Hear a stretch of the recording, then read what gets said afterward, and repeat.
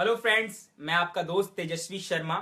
और आज एक बार फिर मैं आप सबके सामने लाइव हूँ फेसबुक के माध्यम से, जवाहरलाल नेहरू विश्वविद्यालय से। और आप सबका धन्यवाद बहुत ही ज़्यादा, क्योंकि आप सब ने मुझे इतना सारा प्यार और सम्मान दिया और मेरी कोशिश को आप सब इतना सराह रहे हैं, इतना मुझे मोटिवेट कर रहे हैं कि मैं लोगों से मुझे और बहुत से मैसेज आ रहे हैं कि मैं बात करूं और इस तरह के जितने भी टैलेंट हैं उन सबको जो है आप सबके सामने रखूं, उनसे रूबरू कराऊं, उनसे बात करूं। और आज हमारे बहुत ही खास और हमारे चौथे मेहमान हैं मिस्टर अक्षत सेठ। और ये मेरे लिए भी एक बहुत बड़ी मोटिवेशन है दोस्तों। वो क्यों है? इसलिए क्योंकि आप सबको पता कि मैं जेएनयू का छात्र हूँ। और जब मैं बीए फर्स्ट ईयर में यहाँ पे आया था जर्मन में, तो मुझे लगा था कि मैं पढ़ नहीं पाऊंगा, क्योंकि मैं एक ऐसी फैमिली से आता था, एक ऐसे बैकग्राउंड से आता था जहाँ पे इंग्लिश का इतना इंपॉर्टेंस नहीं था। और मैं महर्षि महेश योगी जी के स्कूल से पढ़ा था, और वहाँ पे हमने बहुत ज़्यादा ध्यान, योग, मेडिटेशन, इन तरह की चीज़ों को सीखा। लेकिन इंग्लिश में, नॉवेल्स में इस तरह से मेरी ज़्यादा रुचि नहीं थी।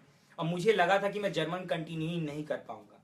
तब अक्षत जी मेरे रूममेट थे, और इन्होंने मेरी इन परेशानी को देखा और इन्होंने मुझसे कहा कि तेजस्वी, तुम हिम्मत मत हारो, तुम उसमें इंटरेस्ट जगाओ। मैंने कहा भैया, मेरे से इंटरेस्ट बिल्कुल भी नहीं जग रहा, मैं कर नहीं सकता। मैं छोड़ के जाने को तैयार था। शायद ये बात मेरी फैमिली को भी पता नहीं होगी और आज आप सबके माध्यम से लाइव होने की बात भी पता चलेगी। तब अक्षत जी ने मुझे बोला कि मैं तुम्हें पढ़ाऊंगा। और इन्होंने मुझे बैठा के रात में, हम लोग 12-1-1 बजे भी तक पढ़ते थे जब भी इनको वक्त मिलता था। और इन्होंने मुझे इतना मोटिवेट किया, और मेरे को नॉवेल्स में आज इतना इंटरेस्ट है, पढ़ने में, इंग्लिश बोलने में भी मेरे को इन्होंने पूरी हेल्प की कि आज मैं आप सबके साथ जो है फ्लुएंट इंग्लिश में ही बात कर सकता हूँ। तो इस तरह से इन्होंने मेरा बहुत बड़ा योगदान किया। और दोस्तों, ये बात मैं आपको इसलिए बता रहा हूँ कि अक्सर कॉलेजेस में, स्कूल्स में क्या होता है कि हम जो है जो बच्चों को परेशान करते हैं या फिर उनके साथ जो है उनको उनको मोटिवेट नहीं करते।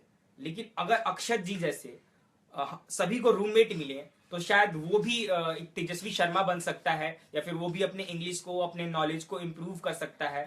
तो जो कई सारे हमारे सामने केसेस आते हैं, हरासमेंट के केसेस आते हैं या फिर रैगिंग के केसेस आते हैं कॉलेज में। आप ये समझिए कि मैं जेएनयू में हूँ और मुझे कोई रैगिंग फेस नहीं करनी पड़ी, मुझे किसी तरह की कोई परेशानी फेस नहीं करनी पड़ी।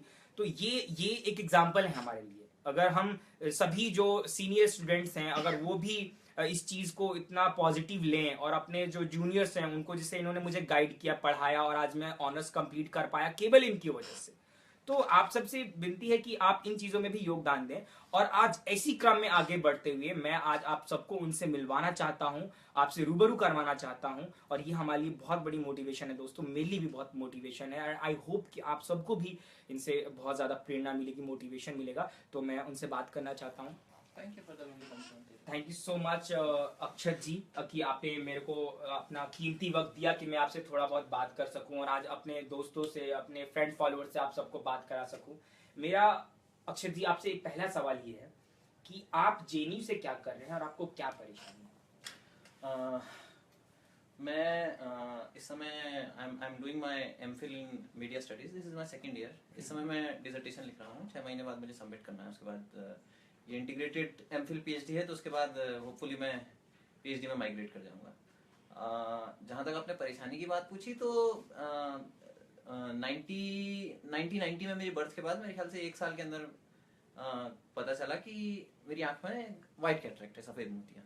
उसके बाद पेरेंट्स ने ऑपरेशन कराया। At the end of the day जो निकल के आया वो ये था कि मतलब वो ऑपरेशन जो हुआ वो बहुत अच्छा नहीं हुआ। तो उसके बाद at the end of the day मेरे एक आंख जो थी वो परमानेंटली कहीं ना कहीं डैमेज हो गई। हालांकि बाद में उसका कॉर्निया ट्रांसप्लांट वगैरह सब हुआ। तो ये एक आप कह सकते हैं कि मतलब जो एक टेक्निकलिटी मानी जाती है, इम्पेयरमेंट की बात की जाती है, तो एक शारीरिक अक्षमता इसको कह सकते हैं। हालांकि मैं ये कहूँगा कि उस हद तक, जिस हद तक कि मानते हैं, लेकिन मतलब इस अक्षमता ने मेरे को प्रभावित किया है। नो डाउट कई चीज़ें मेरी ज़िंदगी में प्रभावित की हैं, लेकिन ऐसा नहीं है कि इस चीज़ ने मेरे को बहुत कुछ करने से रोका है ज़िंदगी में। मतलब ये एक ऐसी चीज़ नहीं है जो मेरी ज़िंदगी को पूरी तरह से डिफाइन करती है। ये ऐसा मैं मानता हूँ। जी, मेरा आपसे दूसरा सवाल ये है कि जाहिर सी बात है, जब आपको ये परेशानी हुई तो समाज में हमको बहुत कुछ फेस करना पड़ता है। अगर आपको किसी प्रकार की अक्षमता है, किसी प्रकार की डिसेबिलिटी है, तो समाज उस चीज़ को जल्दी एक्सेप्ट नहीं करता। तो आपके साथ क्या कुछ ऐसा हुआ, या फिर समाज ने आपको किस तरह से इस चीज़ को रिफ्लेक्ट किया? तो आप उसके बारे में थोड़ा सा हमारे दोस्तों के साथ इस चीज़ को साझा करें। देखिए, ये मतलब एक बात होती है, जैसे मतलब हर चीज के साथ ही होता है, किसी सिर्फ ना सिर्फ मतलब डिसेबल्ड के साथ होता है, बल्कि हमारे समाज में कई तरह की विसंगतियां हैं, चाहे आप रिलीजन के आधार पे देख लीजिए, चाहे कास्ट के आधार पे देख लीजिए, या इस चीज में देख लीजिए, या जैसे पुलिस के बारे में भी कई कई लोग कहते हैं कि पुलिस ऐसी है, तो पुलिस भी समाज का हिस्सा है, या वो सारे इंस्टीट्यूशन समाज का हिस्सा है। तो ये चीज आपने सही बोली कि समाज में इस तरह की चीजें होती हैं। जहां तक मेरा सवाल है, हालांकि, और ये चीज मतलब मैं कहूंगा कि हाँ, कुछ हद तक समाज में जो शारीरिक अक्षमता है, जो मतलब ये इम्पेयरमेंट है, या जो भी डिफरेंटली एबल्ड है, ये इसके बारे में एक तरह की सेंसिटिविटी बनाए जाने की जरूरत है। मुझे लगता है कि वो आई भी है, कुछ हद तक आई है, लेकिन डे टू डे में नहीं आई। जैसे हमारी जेएनयू में कुछ हद तक है, जेएनयू एक ऐसा इंस्टीट्यूशन मैं मानता हूँ कि वास्तव में ये बहुत अच्छा एक्सेसिबल, मतलब एक तरह से आप कह सकते हैं कि बहुत एक्सेसिबल कैंपस है, आप कहीं भी आ जा सकते हैं। और मुझे नहीं लगता कि देश में बहुत कम कैंपसेस वास्तव में ऐसे होंगे जो कि मतलब इतना इस तरह से लोग एक्सेसिबल होंगे। जैसे हमारी हॉस्टल में हमें एग्जांपल मिलता है कि एक व्यक्ति थे जिनको मतलब पूरा पैरालिसिस था, लेकिन उसके बाद उन्होंने कंप्यूटर साइंस में डिग्री करी। तो ये एक चीज है कि सेंसिटिविटी कहीं ना कहीं आई है, लेकिन और बढ़ाने जाने की जरूरत है। जहां तक मेरा सवाल है, मुझे लगता है कि समाज में मैंने इस चीज पे कभी बहुत ज्यादा ध्यान नहीं दिया। मतलब मैंने एज सच उस चीज को, एक होता है ना कि आप बहुत ज्यादा सेंसिटिवली ले लेते हैं, एज सच थोड़ा सा मतलब एक होता है कि कुछ लोग ऐसे होते हैं, हर जगह आपको कुछ लोग मिलेंगे। जैसा कि मैंने कहा कि समाज में अनेक अनेक तरह की विसंगतियां हैं, हर चीज पे है, और वायलेंस है, हर तरह की चीजें और हर तरह की दिक्कतें हैं। तो उसमें फिजिकल डिसेबिलिटी में भी कुछ लोग आपको ऐसे मिल जाएंगे जो कि शायद उस तरह से संजीदा नहीं होंगे। लेकिन जैसे एक होता है ना कि लोग आपसे पूछते हैं, जैसे लोग मुझसे जब पूछते हैं, तो एक सेंसिटिविटी टाइप की चीज होती है कि जब मतलब एक साइकोलॉजिकल बात कही जाती है कि डिसेबल्ड लोगों से जब आप कहेंगे कि आपको डिसेबिलिटी क्यों हुई, तो वो माइंड कर जाते हैं। इसीलिए मतलब एक स्पेशल ट्रीटमेंट की जरूरत होती है, आपको उनको नॉर्मल की तरह ट्रीट करना चाहिए। मुझे लगता है it's a fact of life. अगर कोई मुझसे पूछता भी है, और 1000 बार पूछता है, कई लोगों की क्यूरियोसिटी ज्यादा होती है, मुझे इस बात से कोई मतलब ऐसा नहीं है कि मैं उसको अवॉइड कर रहा हूँ, लेकिन मुझे कोई बहुत ज्यादा प्रॉब्लम हुई नहीं उस तरह से। दूसरा, जैसे मेरे पेरेंट्स की बात मैं कहूँ, तो मेरे पेरेंट्स चाहते थे कि थोड़ा सा मतलब उनको चिंताएं थी कि कुछ चीज़ों की, तो वो चाहते थे कि मैं एक ब्लाइंड स्कूल में पढ़ूँ। उन्होंने कोशिश की, लेकिन क्योंकि मेरे मतलब मैं टेक्निकली ब्लाइंड कैटेगरी में आता नहीं, मैं लो विजन कैटेगरी में आता हूँ।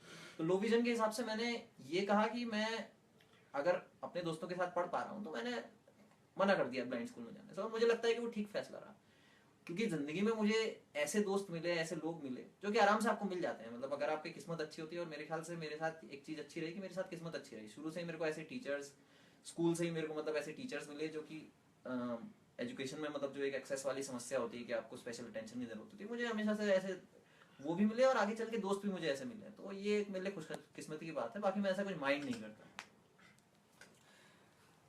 अक्षय जी, मेरा एक सवाल हमेशा अपने मित्रों के लिए और जो योग कर रहे हैं उनके लिए भी रहा है, और खास करके व्यक्तिगत तौर से भी मेरा ये सभी से सवाल रहा है। मैं योग का विद्यार्थी हूँ दोस्तों, और मैं योग के बारे में हमेशा एक सवाल लोगों से पूछता हूँ कि आपका योग के बारे में क्या राय है, और आपको क्या लगता है कि हम जो जो पर्सन विद डिसेबिलिटी हैं, या फिर आप जो आपके जैसी परेशानी किसी को है, तो हमको उनको उनके लिए क्या ऐसा योग में करना चाहिए कि हम भी आपके लिए कुछ कर पाएं और आपको योग से जोड़ पाएं। जी देखिए, मुझे लगता है कि योग को लेके मतलब एक तरह की, जैसे कहते हैं कि बातें तो बहुत मतलब एक तरह का जो उसकी विजिबिलिटी है वो बड़ी है।